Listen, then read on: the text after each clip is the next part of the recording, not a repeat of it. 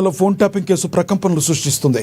మాజీ సీఎం కేసీఆర్కు సిట్ నోటీసులు జారీ చేసిన నేపథ్యంలో బీఆర్ఎస్ శ్రేణుల్లో తీవ్ర ఉత్కంఠ నెలకొంది. రేపటి విచారణకు కేసీఆర్ హాజరవుతారా లేదన్న అంశంపై పార్టీ అగ్రనాయకత్వం తర్జన పడుతుంది.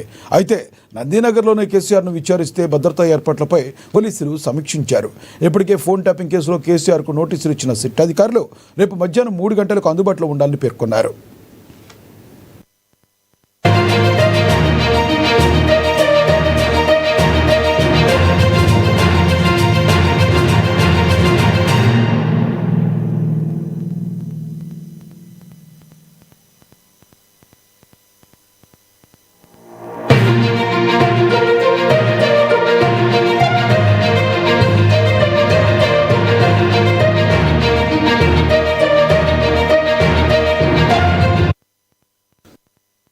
ఫోన్ ట్యాపింగ్ కేసు ప్రకంపనలు సృష్టిస్తుంది. మాజీ సీఎం కేసీఆర్కు సిట్ నోటీసులు జారీ చేసిన నేపథ్యంలో బీఆర్ఎస్ శ్రేణుల్లో తీవ్ర ఉత్కంఠ నెలకొంది. రేపటి విచారణకు కేసీఆర్ హాజరవుతారా లేదా అన్న అంశంపై పార్టీ అగ్రనాయకత్వం తర్జన పడుతుంది. అయితే నందీనగర్లోని కేసీఆర్ను విచారిస్తే భద్రతా ఏర్పాట్లపై పోలీసులు సమీక్షించారు.